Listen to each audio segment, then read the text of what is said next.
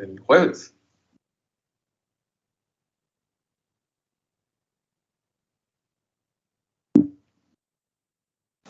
Sí, se ve. Muy bien, gracias. Bueno, pues otra vez buenos días y vamos a iniciar con la sesión que nos toca hoy. Y habíamos empezado a plantear el análisis de las torres empacadas, ¿no? Que era el otro tipo de equipo que dijimos que se aplicaba a nivel industrial para llevar a cabo la operación esta de absorción de gases. Y pues hicimos este esquema que representaba a una torre empacada, en la que pues el objetivo era determinar la altura de empaque necesaria para lograr un cierto cambio de concentración que se necesitaba, ¿verdad?, para hacer la separación. Entonces dijimos que como el cambio de concentración era pues continuo con respecto a la altura, íbamos a tener que definir un elemento de un espesor muy chico, ¿no?, ahí en la sección empacada, analizar lo que estaba ocurriendo ahí y luego integrar lo que estuviera sucediendo para que se pudiera conocer el comportamiento en toda la sección empacada, ¿no? Entonces, con esa idea, pues definimos un elemento de espesor diferencial, pues en el que estaba entrando y saliendo material, ¿verdad?, absoluto. Entonces hicimos este esquema que tenía la altura correspondiente al elemento y definimos una interfase para, pues teóricamente, separar las dos fases, ¿no? Aunque sabíamos que en el equipo pues no estaban separadas, sino lo que se quería era al revés, que estuvieran lo más juntas posible, ¿no? Que el contacto fuera lo mejor posible, pues para que ocurriera la mayor transferencia de masa pues lo más rápido posible, ¿verdad? Entonces, para fines del análisis se separaron las dos fases, ¿no? De un lado se puso la fase gas, del otro lado se puso la fase líquida, separadas por una interfaz. Y entonces dijimos, a la fase gas pues va a estar entrando una densidad de flujo molar del soluto, que sería el producto GY, evaluado en la parte de abajo del elemento, que sería en Z, y en la parte de arriba estaría saliendo ese producto GY evaluado en la parte de arriba del elemento, que sería Z más delta Z, ¿verdad? Y esos dos densidades de flujo serían diferentes porque se está transfiriendo pues masa, ¿verdad?, hacia la otra fase.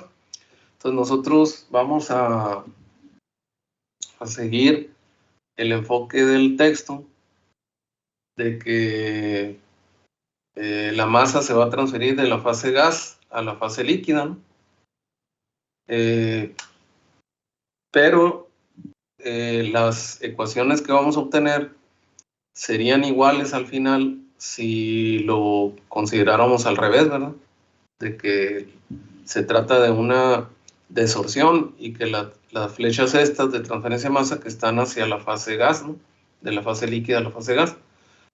Al final, el gradiente de concentración, al sustituirlo en la ecuación correspondiente, es el que va a gobernar y decir si pues la Y es más grande que la YI, o al revés, ¿no?, si la YI es más grande que la Y, de tal manera que las ecuaciones sean iguales, ¿no? Muy bien, entonces el análisis que vamos a hacer nosotros se va a basar en la fase gas. O sea, vamos a analizar lo que ocurre en la fase gas, pero podríamos también hacer el análisis únicamente en la fase líquida, o podríamos también hacer el análisis en el elemento completo. Entonces, así como ocurrió con las ecuaciones de Kremser, ¿verdad?, que dependiendo de qué unidades era el resultado de la ecuación final, entonces en este caso también nosotros, si hacemos el análisis utilizando la fase de gas nada más, vamos a obtener una ecuación para Z. Pero si hacemos el análisis utilizando la fase líquida únicamente, vamos a obtener otra ecuación para Z, ¿no? diferente de la que obtuviéramos basados únicamente en la fase gas. Y si hiciéramos el análisis en el elemento completo, obtendríamos otra ecuación para Z, diferente si usáramos únicamente la fase gas y diferente si usáramos la fase líquida únicamente, y cualquiera de esas ecuaciones nos permite calcular la altura de empaque. Y si usamos las tres ecuaciones para calcular la altura de empaque, el resultado de la altura de empaque para un caso particular nos debe dar pues el mismo, ¿no? Lo que va a cambiar es la forma de la ecuación y el gradiente de concentración que vamos a usar. En el caso del análisis basado únicamente en la fase gas, el gradiente de concentración a utilizar pues sería el Y menos YI, ¿verdad? Si usáramos el análisis únicamente en la fase líquida, el gradiente de concentración a considerar sería el XY menos X, ¿no? Y si usáramos únicamente, bueno, si usáramos el análisis, perdón, en el elemento completo, o sea, considerando las dos fases, necesitaríamos usar un gradiente de concentración que sería equivalente al Y menos X, ¿no? Entonces, ese gradiente de concentración global no se puede expresar en fases distintas, ¿no? O sea, no puedo yo expresar un flux como Y menos X, ¿no? Porque están expresados en fases diferentes. Entonces, si quiero expresar un gradiente de concentración global, tengo que expresarlo en función de una sola fase, ¿no? Ya sea que esta X la exprese en función de fracciones mol en la fase gas, ¿no? O que esta Y la exprese en función de fracciones mol en la fase líquida, de tal manera que el gradiente global esté en función de una sola fase, ¿no? Pero pues ahorita no nos vamos a meter en eso, vamos a, como decía ahorita, a desarrollar el análisis para la fase gas. Entonces voy a plantear de forma aislada pues la fase gas, ¿verdad?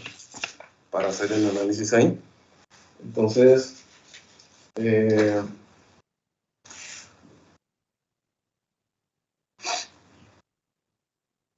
vamos a poner que el desarrollo de la ecuación para calcular Z puede realizarse en base a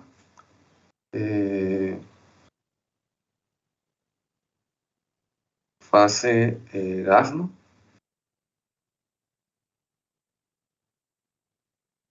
O la fase líquida.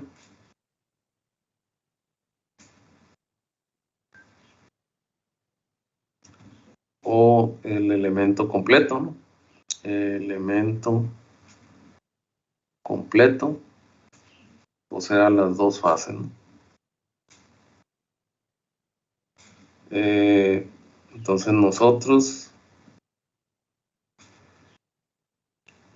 analizaremos la fase gas, ¿no? Y entonces, pues voy a poner el esquema, ¿no? De la fase gas, ¿verdad? Para pues facilitarnos el análisis, ¿no? Aquí está únicamente la fase gas, en la parte de abajo está la flecha que era el producto GY evaluado en Z, arriba el GY evaluado en Z más delta Z, y pues una flecha que representaba la masa que se estaba transfiriendo con la nomenclatura N mayúscula G, ¿no? Que era el flux de transferencia de masa, ¿no? Y pues aquí teníamos una concentración Y y aquí teníamos una concentración Y su índice I, ¿no?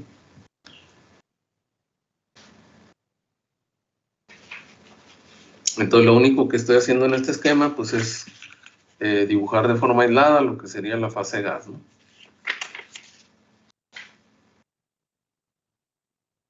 Entonces, de acuerdo al dibujo que hicimos, para fines de entradas y salidas de masa para el soluto, ¿no? En la fase gas, esta flecha pues representaría una entrada, y estas dos flechas, esta y esta de acá, representarían salidas, ¿verdad? Entonces, pues en esos términos haríamos el balance, ¿no? Entonces, balance de masa para el soluto en la fase gas, ¿no? Y pues en las consideraciones que hemos estado trabajando, ¿verdad? Estado estacionario y pues sin reacción química, ¿no?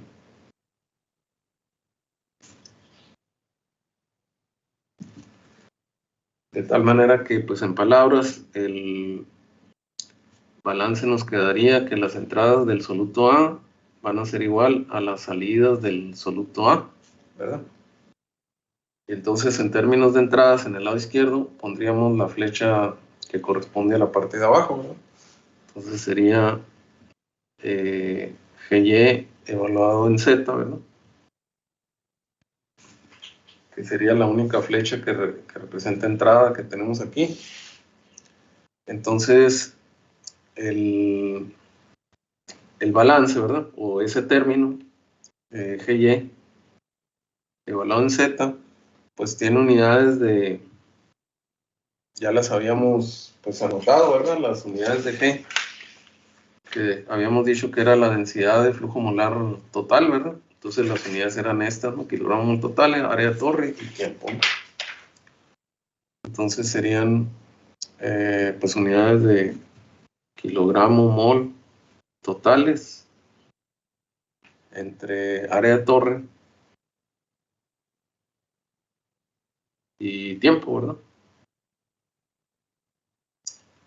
Y las unidades de la Y minúscula, que es la fracción mol en la fase de gas, serían kilogramo mol de la sustancia A entre kilogramo mol totales, ¿verdad?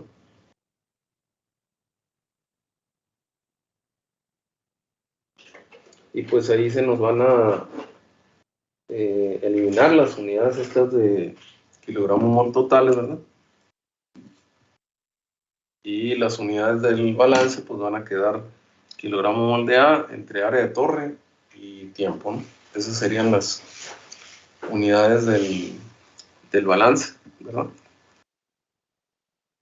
Entonces esas unidades pues deben de tener todos los términos que aparezcan en ese balance, ¿no?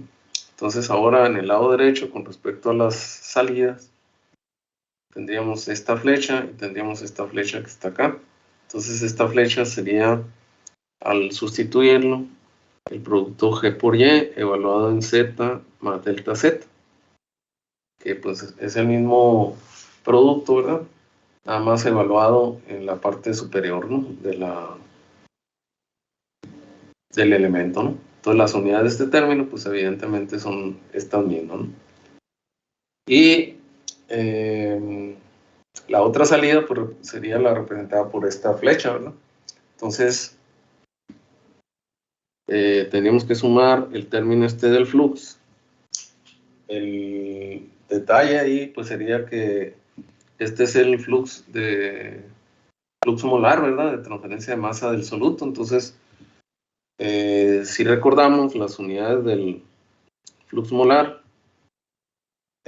son, pues, por ejemplo, kilogramo mol de A entre el área interfacial, ¿no? Área interfacial y tiempo, ¿verdad?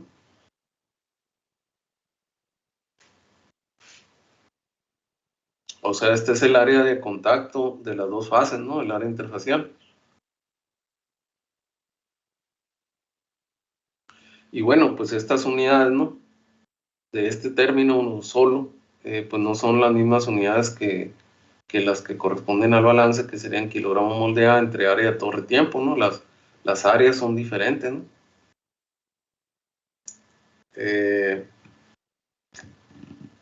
El área de torre se refiere al área de sección transversal, ¿no? De la torre.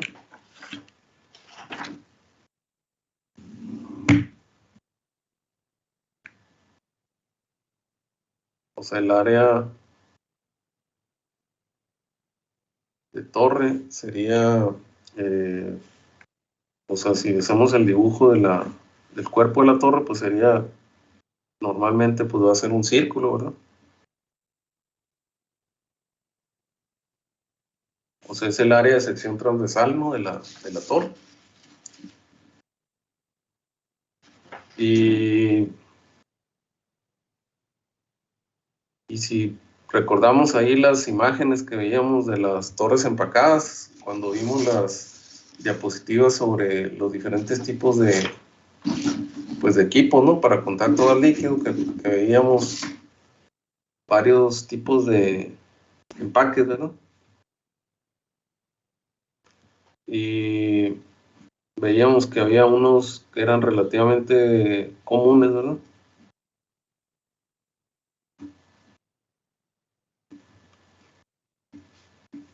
Que tenían forma así como de pequeños cilindros, ¿no? Entonces, si el líquido va cayendo,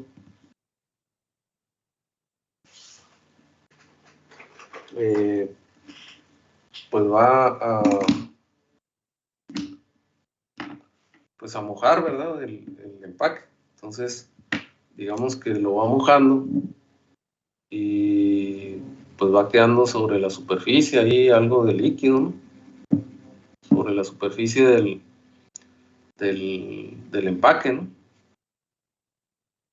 Vamos a suponer que no estén completamente mojados los partículas ahí de empaque. Y bueno, le voy a poner como que este es el líquido, ¿no? El color verde. Espero que se vea aquí el color verde que puse, de que el líquido está cayendo aquí. Y pues está mojando el empaque, ¿no? Y por su parte, pues el gas está subiendo, ¿no?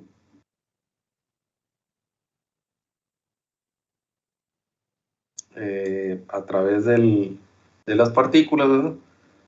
Y entonces, pues es diferente el área de sección transversal, ¿no? De la torre, ¿no? Que sería en este caso esta, ¿no? El área de sección transversal, que el área interfacial, ¿no? Que es el área de contacto, pues entre las dos fases. Y adicionalmente, bueno, por ejemplo, cuando uno resuelve problemas de transferencia de masa, ¿no? Digamos de partículas geométricas comunes, ¿no? Por ejemplo, en transferencia de masa, pues uno hace el análisis de transferencia de masa, por ejemplo, desde una placa plana, ¿no? Hacia un fluido. O sea, pone una placa plana sobre la cual está fluyendo algún fluido, ¿no? Ya sea líquido o gas, y que se está, por ejemplo, solubilizando o se está evaporando algún soluto, ¿no? Desde la placa. Y entonces, al hacer este análisis, el área interfacial la puede calcular por las dimensiones de la placa, ¿verdad? Que está analizando. O si es una esfera, por ejemplo, que se está, a través de la cual está pasando un fluido también, ¿verdad? Entonces, el soluto se está solubilizando, por ejemplo, en el fluido, por ejemplo, se está evaporando o se está disolviendo, ¿no? En el fluido, y entonces el área interfacial pues sería el área de la esfera, ¿verdad? Un área muy bien definida. O por ejemplo, si es un cilindro, ¿no? Y está fluyendo un fluido, ¿verdad? Lo mismo.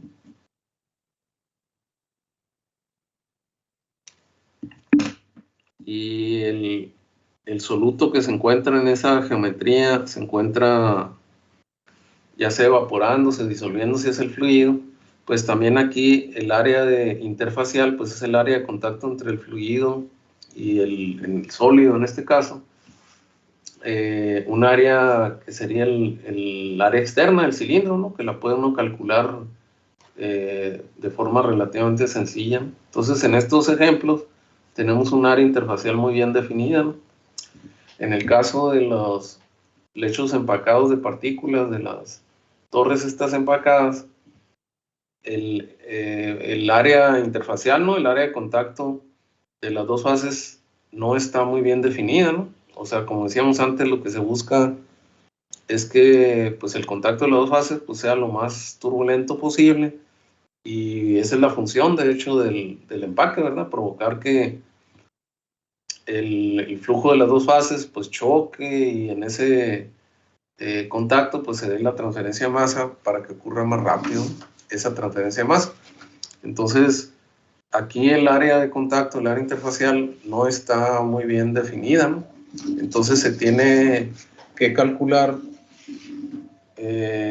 mediante valores promedios reportados por unidad de volumen, ¿no? Del empaque. Entonces, para hacer eso se define un parámetro que se llama área interfacial específica, ¿no? Que es de uso pues así, en lechos empacados, ¿verdad? Entonces vamos a anotar eso, que esa área interfacial específica se representa con una, siguiendo, ¿verdad?, la nomenclatura del texto, con una letra A minúscula, así manuscrita, ¿no? Esa sería el área interfacial específica, que tiene pues unidades así de área entre volumen, ¿verdad? O sea, esta sería el área interfacial expresada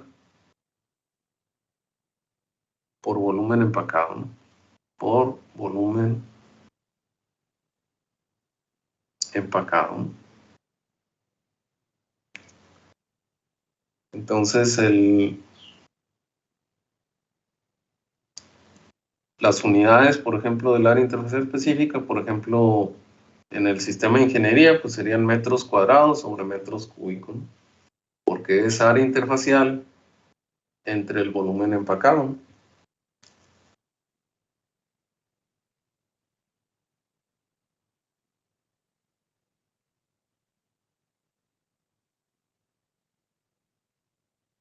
Entonces vamos a poner un ejemplo aquí de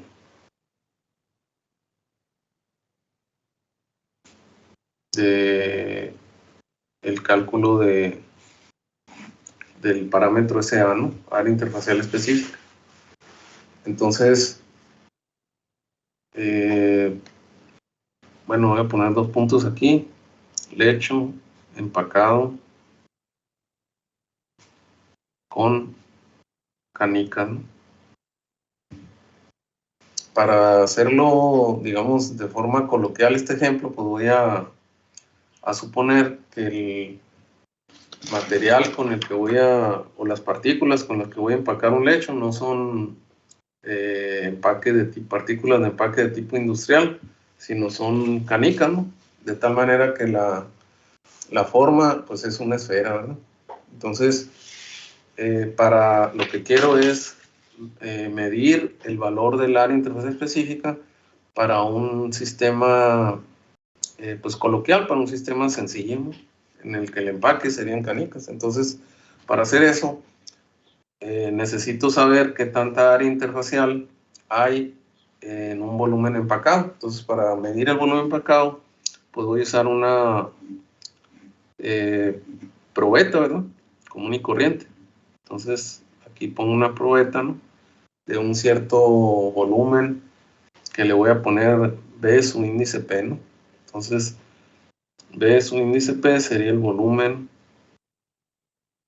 de la probeta, ¿no? Voy a suponer que tiene unidades de metros cúbicos, ¿no? Por ejemplo, puede ser una probeta, pues para que dé mejores resultados. Por ejemplo, una probeta grande, unos 5 litros, por ejemplo. Y luego vamos a usar como empaque, pues canica, ¿no? Canica, ¿no? Entonces, voy a tener una canica, le voy a medir el diámetro, ¿no? La canica. Entonces, ese sería el diámetro de las canicas, ¿no? Que voy a utilizar como empaque, ¿no? Y entonces, para medir el valor del parámetro A, ¿no? Del área interfacial específica para este tipo de empaque, pues lo que hago simplemente es en este volumen conocido, ¿no? De la probeta, ¿no? O sea, donde si yo lleno con cualquier cosa hasta el límite superior de la marca, ¿no? De la probeta, pues voy a tener un volumen empacado de ves un índice P, el volumen que sea, por ejemplo, como decía ahorita en el ejemplo, 5 litros, ¿no? Entonces, lo que voy a hacer es, usando estas partículas, que en este caso son canicas, ¿no? Voy a empezar a agregar canicas pues, al interior de la probeta, ¿verdad? Hasta que la llene en el nivel de la marca, ¿verdad? Del volumen de la probeta. Y cada vez que esté agregando canicas, pues la voy a ir contando, ¿no? Entonces voy a llamarle n su índice C al número de canicas que agregué, ¿no? Canicas agregadas para completar pues ese volumen, ¿no? El volumen de su índice P, ¿no?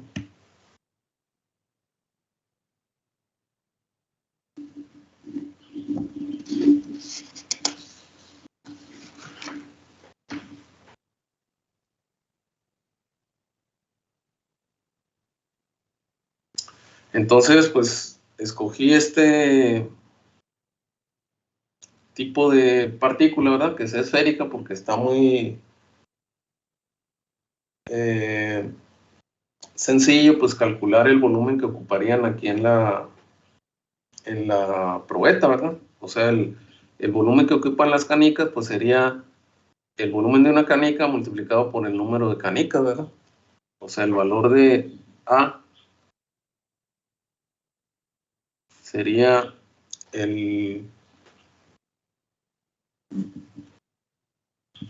o sea, de acuerdo a la definición, ¿no? Que es el área interfacial por volumen empacado, sería el área de todas las canicas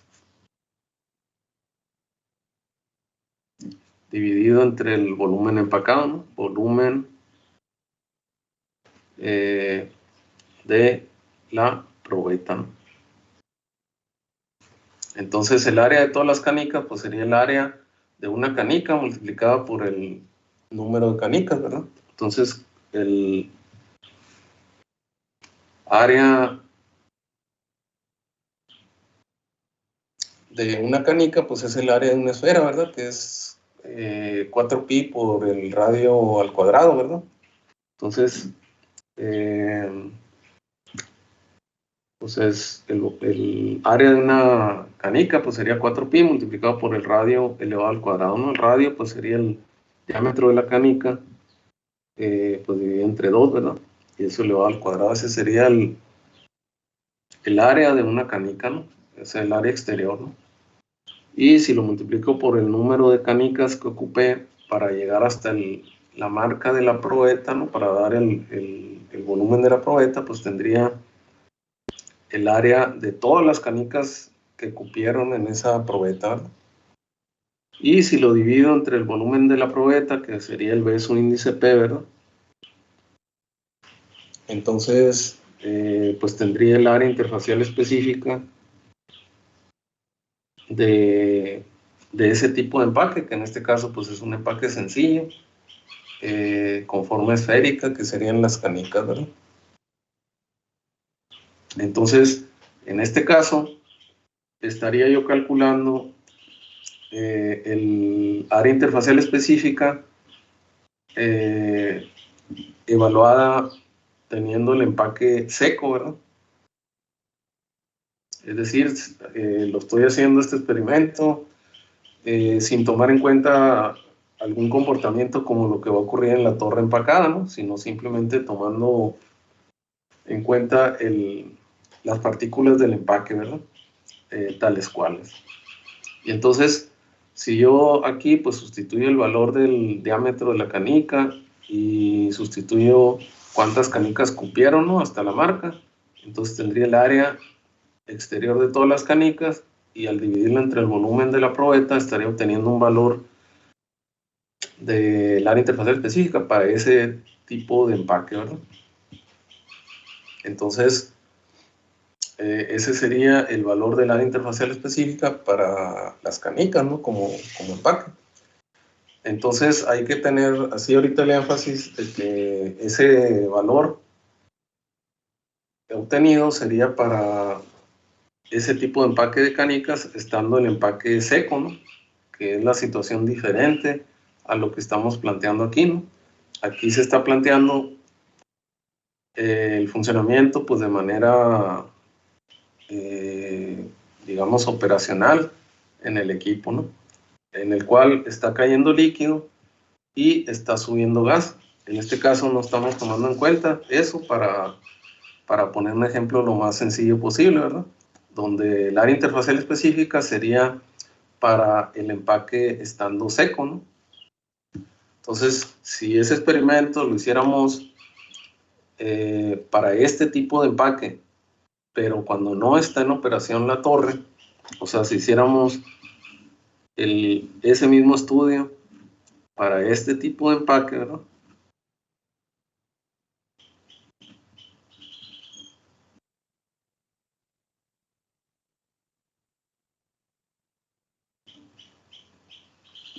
O sea, sin que hubiera flujo de gas y sin que hubiera el flujo de líquido, lo que tendríamos que hacer es utilizar una probeta, ¿verdad?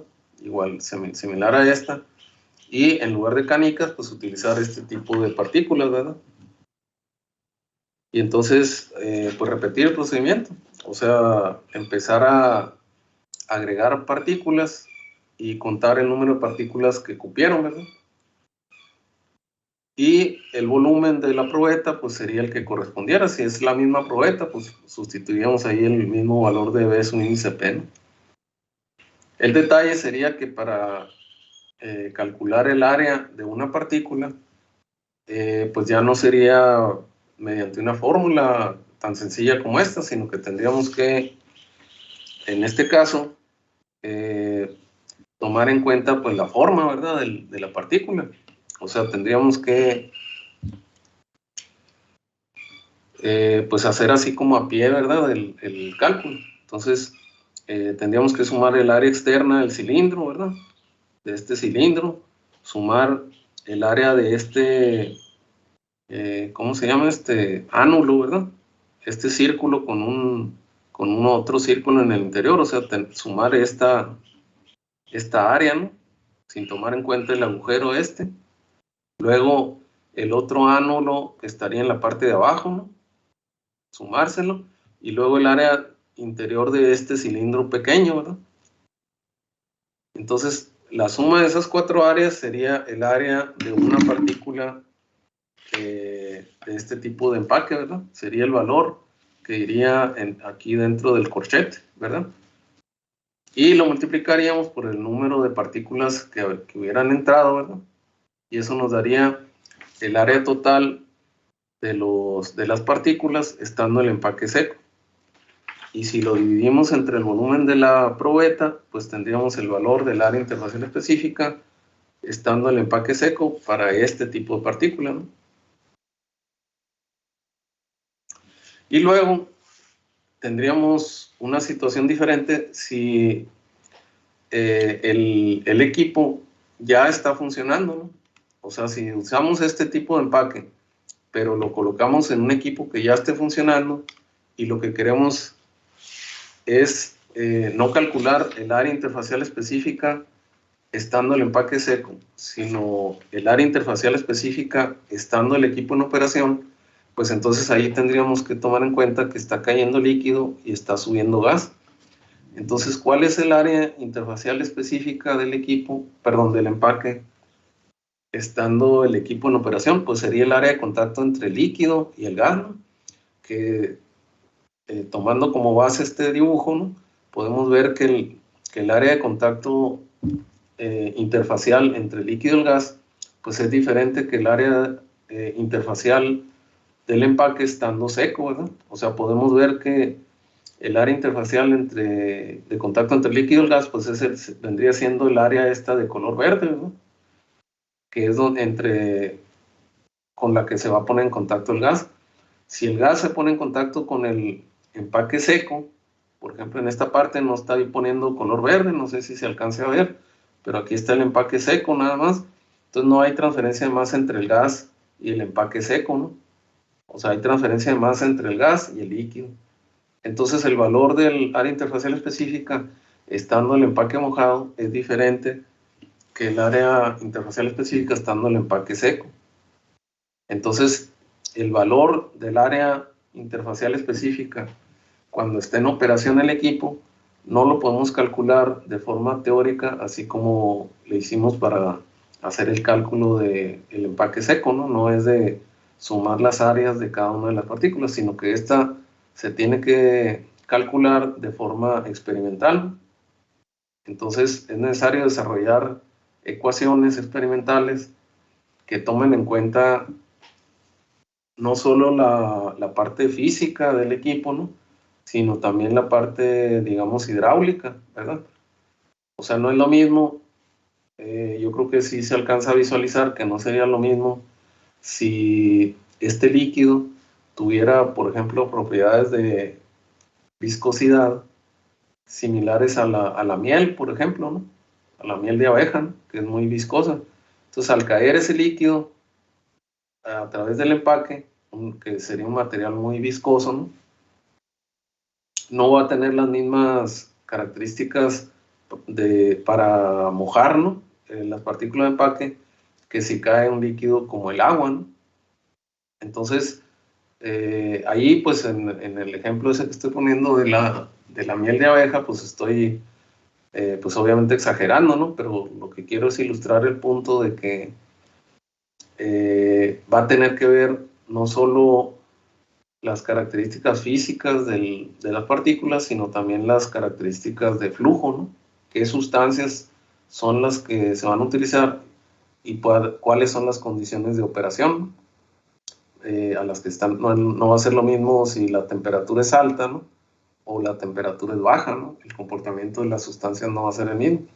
Entonces, en ese sentido es que mencionaba antes que se necesitan ecuaciones experimentales, ¿no?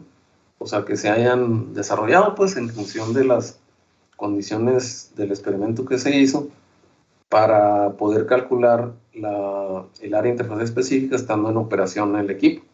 Y esas ecuaciones las vamos a ver pues en sesiones más adelante, ¿no? Por lo pronto ahorita, para fines de poder concluir el balance que estamos haciendo, pues vamos a establecer eso, de que va a existir un parámetro, ¿no? Que se va a llamar área interfacial específica, ¿no? Entonces, eso nos va a permitir corregir las unidades del balance, ¿verdad?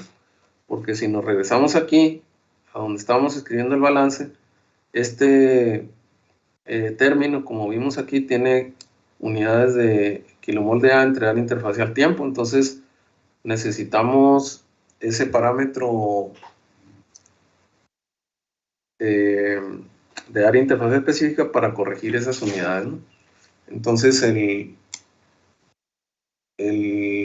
uso sería el siguiente, ¿no? O sea, el término del flux lo multiplicaríamos por el área interfacial específica, que ahorita le vamos a poner un subíndice M, que va a indicar que es área interfacial específica para transferencia de masa.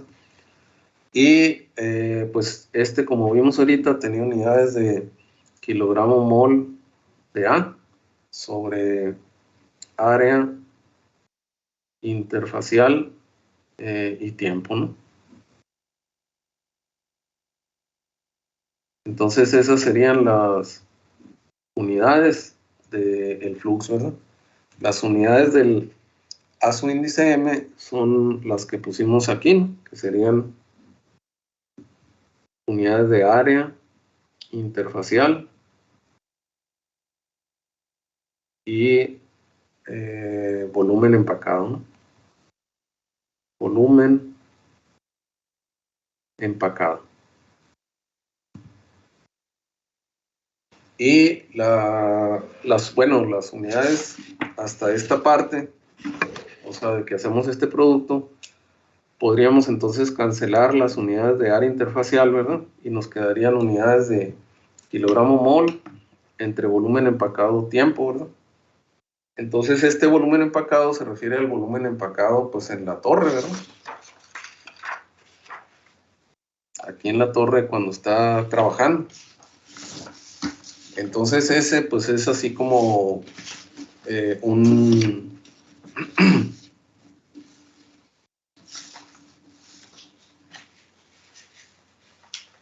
pues no es algo ya físicamente, no es propiamente un rectángulo, así como lo dibujamos aquí, ¿verdad? Que dijimos el elemento de espesor diferencial, pues es este rectángulo, ¿no? Que tiene, pues de largo tiene el diámetro de la torre y de alto tiene el delta Z, ¿no? O sea, en la realidad pues son 3 dimensiones, ¿verdad? Entonces el elemento pues en realidad es como si fuera un pastel, ¿verdad? Que tiene altura S delta Z, ¿verdad? Y esto pues sería el área de sección transversal de la torre, ¿no?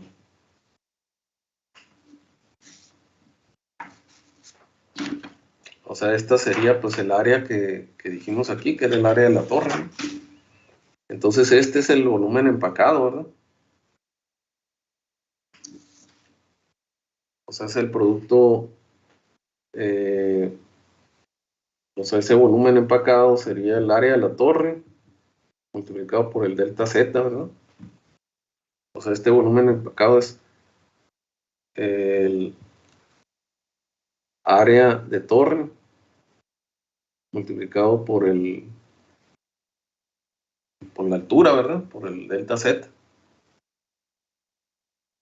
Entonces, si este volumen empacado lo expresamos así, entonces tendríamos que las unidades hasta ahorita serían, bueno, tomando en cuenta eso, serían kilogramo mol de A entre área de torre y tiempo, ¿verdad? Esas son las unidades que pues se necesitan, ¿verdad?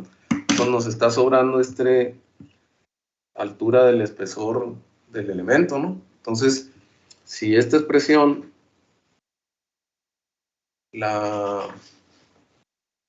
pues multiplicamos, ¿verdad? Por una unidad de longitud, ¿no? Que son las unidades de esta altura, ¿no?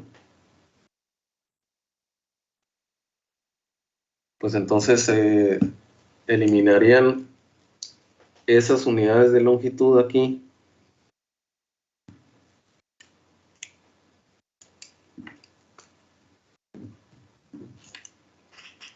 Y nos quedarían ya las unidades que necesitamos de kilogramo mol entre área de torre y tiempo, ¿verdad? Entonces, este corchete representa el flux, ¿verdad? Este otro corchete representa el área interfacial específica de transferencia de masa. Entonces, necesitamos agregar aquí ese delta Z, que tiene unidades de longitud, ¿no?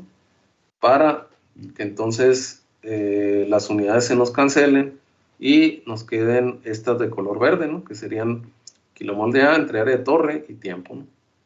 Entonces este es el término que tenemos que agregar en el balance, ¿verdad? Para que la consistencia de unidades se respeten. Entonces aquí donde tenemos NAG nomás, vamos a multiplicarlo por el área interfacial específica para transferencia de masa y por un delta Z. Y entonces, aquí estamos demostrando que este término ya tendría las mismas unidades de este término, y las mismas unidades de este término, ¿no? Entonces, estas unidades del balance serían kilogramo mol de A entre área de torre y tiempo, ¿no? Entonces, este término tendría estas unidades, este término tendría estas unidades, y este término tendría esas unidades. Por lo tanto, el balance ya estaría, pues, consistente, ¿verdad? De forma dimensional, ¿no?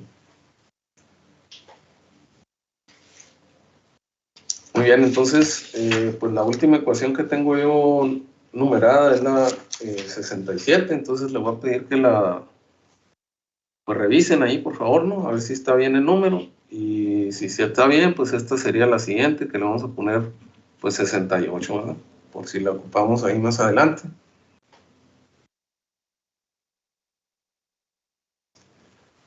Y entonces, de aquí de la ecuación 68, pues vamos a reordenarla.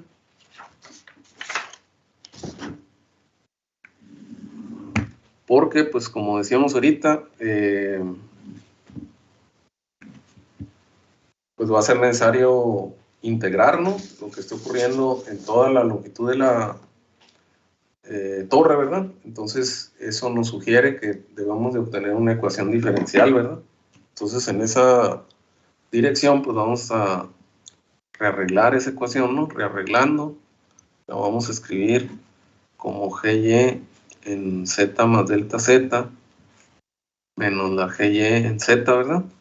Dividido entre delta Z, y pues eso es igual a menos NA, su índice G, y el área interfacial específica para transferencia de masa, ¿no? Entonces aquí lo vamos a poner, ¿no? A su índice M es el área interfacial específica para transferencia de masa, ¿no? Y pues nuevamente ponemos que las unidades en el sistema de ingeniería serían metros cuadrados sobre metros cúbicos, ¿no? Entonces, pues se hace el énfasis, ¿no? En que es para transferencia de masa, porque también existe ese concepto para transferencia de calor, ¿verdad? Y los valores del área interfacial específica para transferencia de masa pueden ser diferentes de los valores para transferencia de calor, ¿verdad? Entonces esta debe llevar el subíndice M porque se está refiriendo a transferencia de masa, ¿no? Y entonces aquí pues ya se le puede ver la estructura, ¿verdad? A la ecuación. Entonces esta le vamos a poner la ecuación 69. Vamos a hacer muy chico, ¿verdad? El elemento. Entonces, si la delta Z se hace muy chico, ¿no? En 69, entonces esto se va a convertir en una ecuación diferencial, ¿verdad? Entonces esto sería el diferencial de GY en DZ es igual a menos NAG multiplicando a su índice M, ¿no?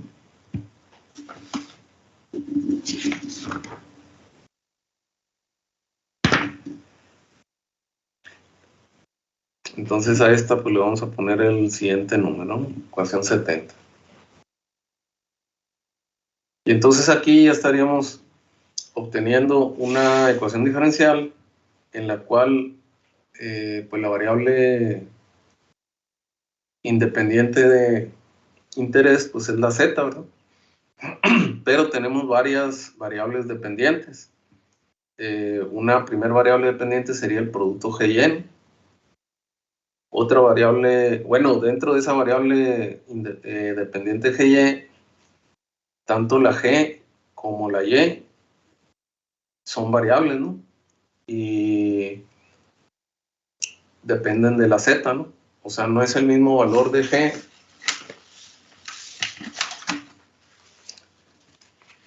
en la entrada que en la salida, ¿no? O en cualquier parte intermedia. O sea, la G va cambiando, ¿no? Entonces la G mayúscula pues cambia con la Z, ¿verdad? La Y minúscula también no es el mismo valor en la parte de abajo que en la parte de arriba, entonces la Y minúscula también va cambiando con la Z, ¿no? La NAG, que es el flux, ¿verdad? Depende de la concentración, ¿verdad? Y la concentración, pues también va cambiando a lo largo de la Z, ¿verdad? Por lo tanto, el flux también cambia respecto a Z. El que más o menos es constante, pues es el valor del área interfacial específica para transferencia de masa, ¿no? Entonces, el manejar varias variables dependientes en una misma ecuación diferencial, pues dificulta pues el análisis, ¿verdad? Del problema. Entonces vamos a tratar de expresar pues las diferentes variables dependientes que aparecen aquí en función de una sola variable dependiente que nos permita responder la pregunta de diseño, ¿no? O sea, ¿qué tanta altura de empaque necesito si quiero cambiarle la concentración desde el valor de entrada y es su índice 1 hasta el valor de salida y es su índice 2, ¿no? Entonces, en esa dirección, digamos, pues nos vamos a mover en la siguiente sesión, ¿no? En tratar de simplificar esta expresión para que obtengamos algo pues, más manejable, ¿verdad? Entonces, pues aquí lo vamos a dejar y pues que tengan muy buenas